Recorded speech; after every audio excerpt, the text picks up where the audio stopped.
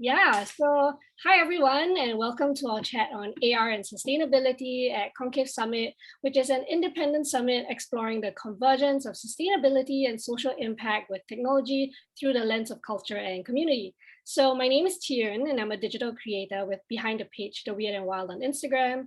And joining me today is Kay from MeshMinds, and we're based in Southeast Asia. So hello to all of you watching us online. So maybe let's get into the topic of AR and sustainability by Kay. Would you like to introduce yourself and what you do at MeshMinds? Sure. Hello, everyone. So I'm Kay. I'm the founder and chief connecting officer of MeshMinds. So we are a creative technology studio, and we're partnered officially with the United Nations Environment Programme. What does that mean? So we basically help the UN with all of their augmented reality, virtual reality, maybe mobile gaming methods to then talk about sustainability. Is there a way that we can perhaps leverage on social media platforms, social media tools, to then kind of make the messages that are coming out of the UN about needing to act now, needing to face the triple planetary crises of, of climate and biodiversity loss and pollution. Are we able to kind of take those messages and package them in a slightly more engaging, informative, and kind of innovative way that then hopefully increases the empathy and then actually gets people to act? So at the same time as doing all of that good stuff, we also created the MeshMinds Foundation, because what we realized is that there simply weren't enough people in Southeast Asia with the right skills to be able to create these AR, VR, and frontier technology-led experiences. So through the MeshMinds Foundation, we created a bunch of creative technology education programs, and we run something called Please Insert Human, and that's the name of our flagship program. So you can join as an artist. For example, we ran this in Singapore, in Shanghai, in Bangkok, and you can be like, okay, I've got an example. I'm really passionate about deforestation, for example, but I would love to take my artwork, which is actually just 2D digital, and then kind of transform it using augmented reality. Maybe I can make a face filter that then loads of people can get behind, and then, make a pledge for their own, the fact that they're not also going to campaign against illegal deforestation, et cetera, et cetera. So between the two organizations, we kind of want to skill up people, but then also what do they do when they've got those skills? We want to then give them jobs as well through the studio, and kind of that kind of completes the ecosystem in that sense, right? Fundamentally, we really want to create the world's largest community of creative technologists for causes. People who are out there who have amazing creative skills, really awesome tech skills, and want to do something for people and planet. So that's us. Yeah, and I really love that because you sit in a very interesting intersection of art, culture, climate change, and tech, right? So how about you? Can you walk us through the process of how you think about AR and climate action? Like why AR specifically in trying to communicate some of these messages? Yeah, so I mean, we started off our first show at Art Science Museum where we were actually exploring lots of different technologies. We had VR, we had AR, we had mobile gaming, 3D printing, AI even. And it's kind of through that's kind of like, we explored lots of different technologies, but actually, also given the pandemic, some of them kind of started to fall away, and some of them kind of started to have more relevance, right? So certainly, sadly, for example, with VR, although it's such a powerful tool because you're kind of inside, you have a captive audience, people cannot look around, they don't get distracted by anything else, you can actually see the huge results of a VR experience. For example, in, I think it was 2017, Greenpeace commissioned a simple Google Cardboard experience, and they put that at the Glastonbury Music Festival, and they actually doubled their donations year on year, just because people had been transported away to the Amazon rainforest and were looking around and saw the giant trees and everything. It's like, oh, wow, I really care about this. I want to help. Okay, so unfortunately, though, COVID-19 has kind of put a dampener on VR in the sense that, it not only hurt supply chains and kind of parts and manufacturing was slowed down of the headset, so it's kind of harder to just get access to a headset, but also, of course, hygiene reasons, etc., and the fact that we don't seem to be going out so much. So places like museums that had, VR experiences and stuff are just kind of not so much there. So we were kind of going along thinking, well, actually, augmented reality really kind of fits the bill. You just, through using a simple smartphone with a connection to the internet, you can kind of do lots of different things. Now you've got 2 cameras to choose from. For example, you want to kind of look at yourself, you have a face effect with lots of things going on. You can easily snap a picture, then make it your own, add some stickers and pop that on your story. On the other side of things, looking into the outside world, you can have a world effect. So for World Environment Day and this year, we actually transported people away to the mangroves of Thailand, for example, the Indian mountains. So you can kind of spawn these worlds around you and walk around them. It's like a digital twin of the actual kind of real world. So that's what we're finding, that actually augmented reality is kind of taking more precedence right now. And also, companies are coming up with AR glasses. I don't think it'll be very long before Facebook kind of comes out with a proper full-on kind of AR version of their initial version of the Ray-Bans that they've just announced.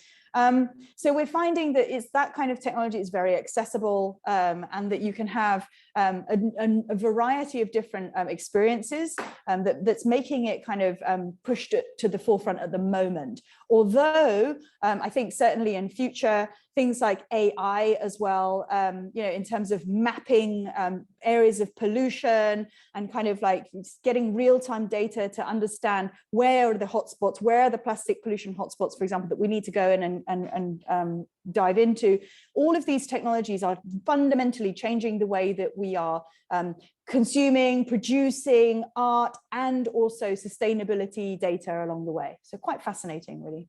Yeah, and I really love that, because whenever I think about digital twin, I've never thought about it in the aspect of sustainability in nature, because it's always used in architecture, modeling, things like that. So, as someone who is super interested in this space, it's absolutely fascinating what you guys do. And yeah, I mean, knowing that, and now that there's so much coverage on climate change on the news, on social media, how does AR square up with the kind of information that's already out there? How does it stand out? So historically, for example, the UN was always printing reports, brochures to give out at offline events. So we are in the business of kind of like taking that same information, but then using visual literacy techniques to bring it to life, first of all. So we always start with the flat 2D art. How can we take this set of data that we're seeing and think through in a 2D version, how we could kind of draw pictures to make it a little bit more accessible and understand it and also understandable. From there, then we think about, are we able to translate some of those 2D drawings into perhaps 3D experiences, and then translate everything into the AR world? So it is making scenarios like what I mentioned before about the mangroves of Thailand, whereby you can actually kind of go in and like just be there. You can kind of just spawn it from your phone, and walking around your living room, which has been transformed into a mangrove environment, you can see with your own eyes the problem. Oh, all of the plastic that's floating around, and there's just the kind of, you can see it with your own eyes, rather than that kind of information just living within the world of words, statistics, data, inside a perhaps like 100 or 50-page report. That, how can you possibly expect young people of today, who sadly do have, as reported, slightly shorter attention spans, to then want to dive into something that's really heavy going, that they might not really have the context around? So in a way, we feel that augmented reality kind of just is almost like a kind of the teaser, the trailer. Can I grab your attention enough so that you'll start to care? And then from there, once you're caring a bit more, if you really do genuinely care, you might want to go and read that 50 or 100-page report. By all means, do it. But I think starting with the 50 to 100-page report. It's losing the audience. And, there's so much climate anxiety going on around at the moment. There's so much in the news that like, we're doomed, we must act now, no one's acting now.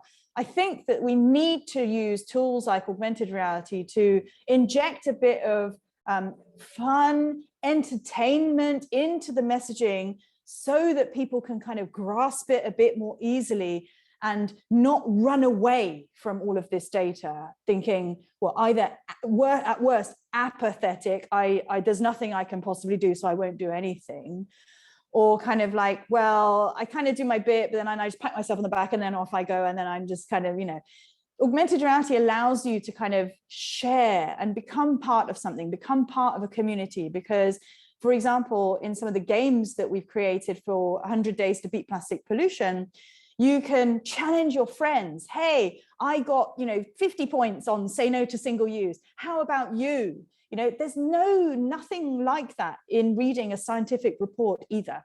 It's like, okay, would you like to read this along with me? So whereas gamifying something allows other people to actually come into that same topic and then start and kind of ignite those important conversations that need to get started, basically. Yeah, and I totally empathize with that, especially when the IPCC report came out and it got so much headline attention. And as someone who's already interested, I clicked in, it was 4,000 pages.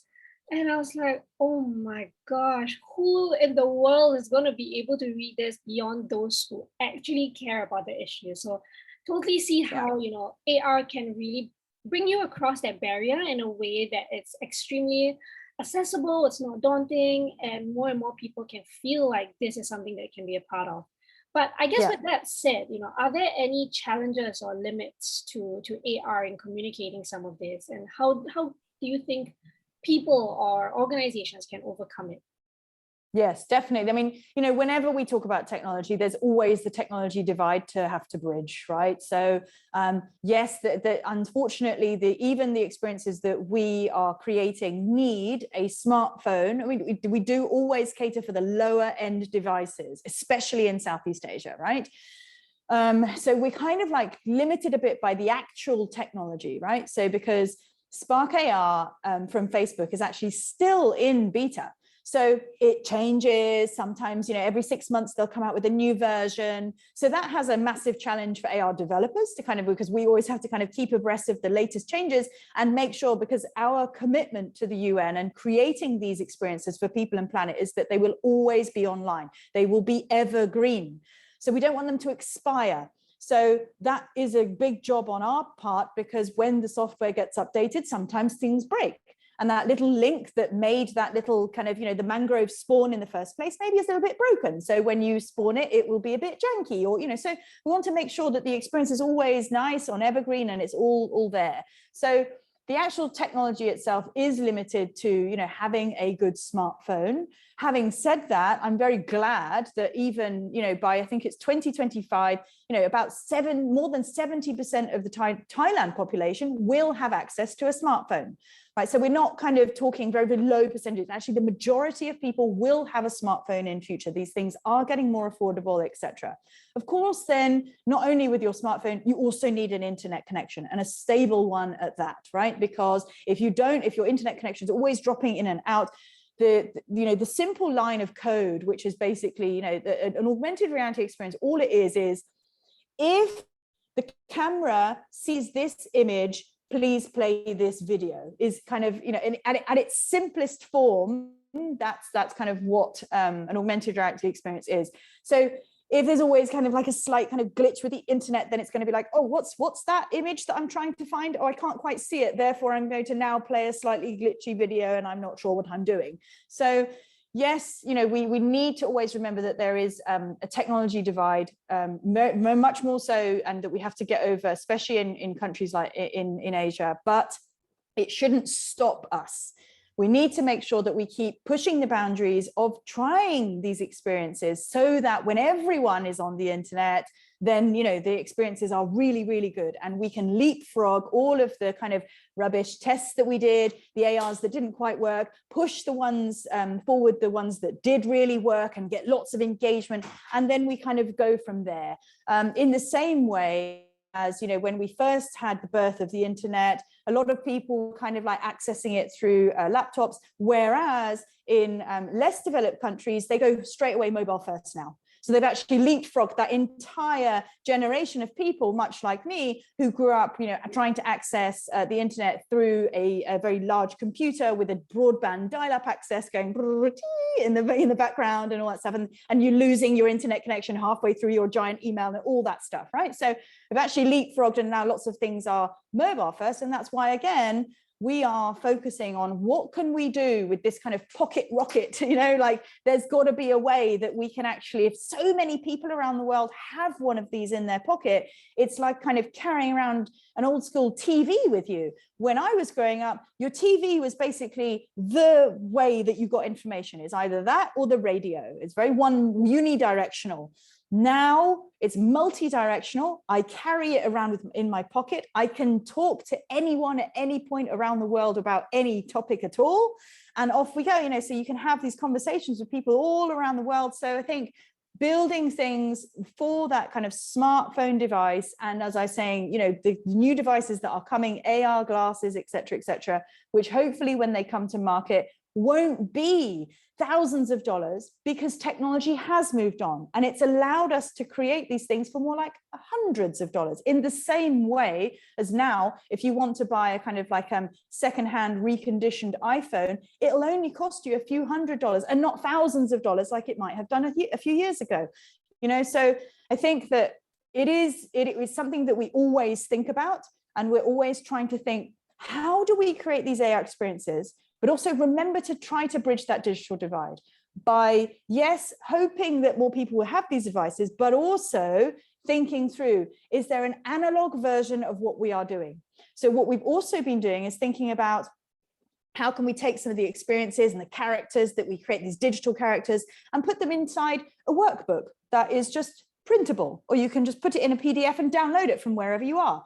There are different ways of using these same assets, whether it's for the actual augmented reality experience or just a bunch of printable things that can be used in any classroom, as long as that teacher has access to a printer and some, you know, coloring pencils and that kind of stuff. So we've even done things where we've just kind of created little outlines of our characters, things that you would have seen inside the AR experience, but then it's just a coloring sheet, you know, just for kids who don't have access currently today to the smartphones, but will have access to them in future, but still need to understand these really important messages about saving our planet. Yeah, and I think that's fantastic because it's adaptable to both the physical, the digital space. I mean, they call it digital now, in that, you know. Yes. Yeah, there's constant an interplay between the two worlds. And I'm curious also, because I think with digital spaces, it's always very hard to track impact, right? So in the AR space, what does impact look like? So we're really lucky that Spark AR has designed quite a cool dashboard. So it lets you see, for example, when we've got the 100 Days to Beat Plastic Pollution campaign going on right now. So we launched it on the 1st of September. And just after that first week, we already had over 100,000 people actually play the games, and we reached over 4.6 million people. So you see the number of people, unique people, that you've actually been able to reach. And then through that, it also shows you the number of people who actually bothered to click on the link and open it, the number of people who've actually played the game and then captured a photo or a video. Maybe they've also saved that image or video to their phone. And finally, the kind of icing on the cake is the number of people who've actually gone on to share it with their friends. So it kind of breaks all of that audience data down for you, which again, going back to the UN, is absolutely diamond and gold dust for them, because previously, how do you know, how can you report back on the number of people that you've read your printed brochure that you gave out at the conference, right? It's like you say, okay, well, I printed 500 of them, so 500 people have seen it. It's not like that. You can't do that, because maybe 250 of them were put straight in the bin, but maybe another 250 of them were disseminated, and actually, you know, they were read by 10 people each. So you've got thousands of views. So very, very hard for them to understand what's their audience engagement. Obviously, from printed brochures, they forayed into websites, so you can get a bit of website traffic and stuff. But just the number of people who've visited a page also doesn't really tell you about whether people are kind of engaging so much. Whereas the beauty of augmented reality is often, especially with face effects, you actually see the human behind it. I am Kay, I am making a pledge today to always bring with me whenever I go to the shops, my tote bag, for example, right? And the very fact that people have actually taken to social media, given a kind of public statement like that, it gets you just a little bit closer to thinking, I think they're actually going to really keep that as a habit, because they've actually gone on kind of public record to all their friends. It's a bit like when someone is trying to maybe lose weight or get fit. One of the methods that people will employ is I'm going to tell all my friends, because they're then going to help me. The next time that, that we're in a group or something, and it's like, hey, let's have chocolate cake. Well, because that I'm trying to lose weight maybe right now, maybe you'll be a bit more sensitive and be like, well, maybe let's have a piece of fruit instead. Some things like that. So you can actually, use your friends and family to help you achieve certain goals. So in the same way, we're kind of like, well, if you play this game and you want to play along with me, and then we kind of make a pledge against single-use plastic together, maybe we can just remind each other, hey, don't forget, bring your water bottle when you go out, bring your tote bag. What I've actually started doing as well, through the advice of my friend, she does a lot of jogging on the green corridor. And she says, I always now carry with me a glove and a plastic bag. Just I shove it into my little, my pack. And then I kind of do my running, but then as I'm going along, I'll do some plugging. So then she'll kind of just pick up the litter as she goes and stuff, she'll do it at a certain point. And so she's done her big running. And then as she's kind of, doing her cool down and stuff, then that's why she gets into hardcore plugging. I went with her the other day. I was absolutely shocked. We only spent 1 hour on the green corridor. We came back with a giant bag, and you think, hang on a minute. This is Singapore, where apparently we live in a really green and clean city, or we will try to, right? And we have residents of this city, this beautiful place that everyone, respects the environment, etc. So, and then even some more on the green corridor, which is supposed to be like another beautiful area of, natural beauty in Singapore, etc. You think, goodness, if even just spending 1 hour and you come back with a giant sack between two people, can you imagine what it's like in the kind of larger, also kind of the not so green areas of Singapore, and then beyond that, the kind of larger cities, Kuala Lumpur, Manila, and then all of the kind of areas in those cities that are really also struggling with the lack of infrastructure to take away all this trash, and also the lack of incentivization of informal waste workers. So the whole system needs a kind of a rewrite, in that sense. And I do think that, things like augmented reality and social media help people to go on record and say, I want to do something. And simply, for example, by posting about my plugging adventure the other day, other people are like, oh no, that's a really good idea, actually. I'm going to do that next time too. Great. Because the only way I would have been able to tell you that is I tell you that with my mouth and the next time I see you.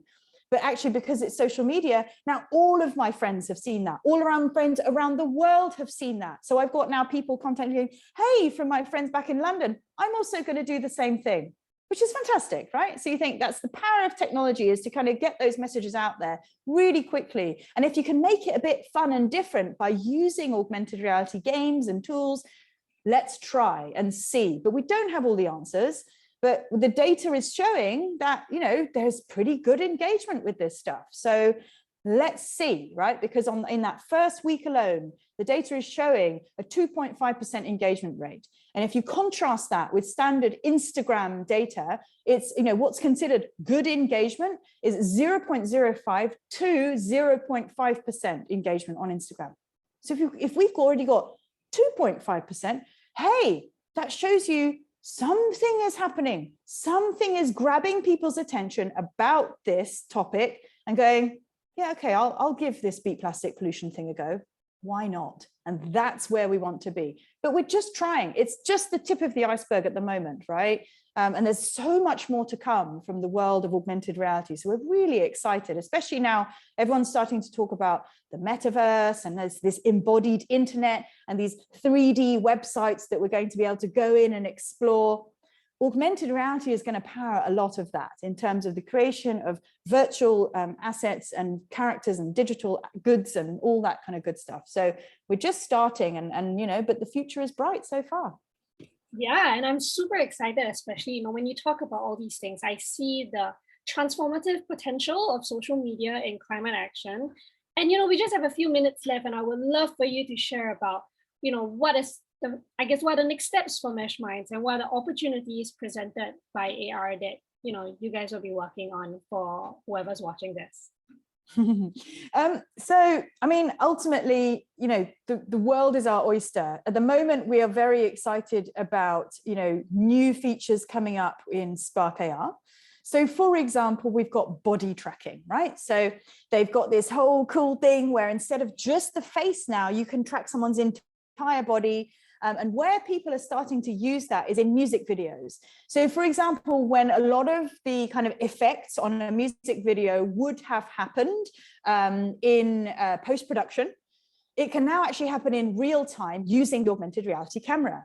And why this is really exciting for us is that we understand the power of music to bring us together.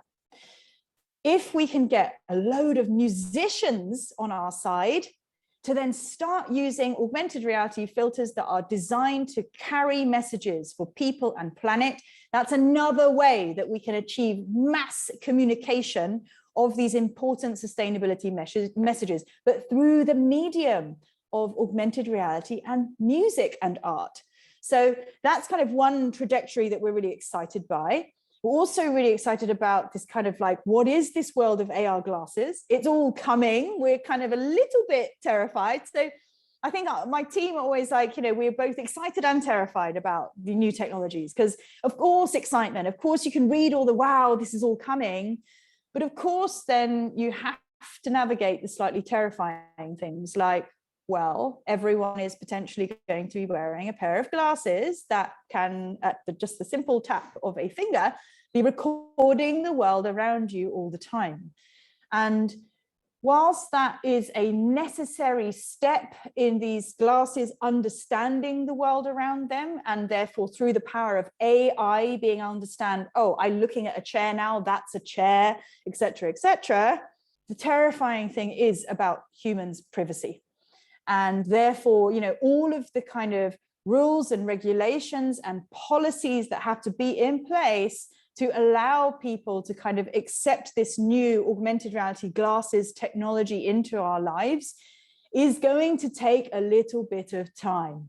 So, you know, I think hopefully we will get there, but there's always, you know, it's not in our hands. It's certainly something that, you know, we're excited by, but we realize that, you know, there's a bit of a minefield out there to get through. But we certainly are definitely seeing, you know, gamification as a whole of, you know, the approach to how we share these important messages about people and planet is here to stay. I think that is, it's important to realize that human beings have always loved to play. And then now through how technology has kind of advanced, it allows us a whole new world of experiences that are coming. And I hope, very much hope, that digital twins of the natural environment will be able to get people excited and engaged about needing to protect our planet, as well as all the amazing digital twins that are coming out of these futuristic worlds and these kind of imaginary spaceships and all that kind of stuff. There's always time for that too, but I hope that we're able to also flood the internet with loads of for good experiences, so that there's an equal balance between people who are doing some things purely for education, purely for entertainment, and there's a beautiful sweet spot in the middle of edutainment that really gets people to care about what they can do individually and collectively to save our planet.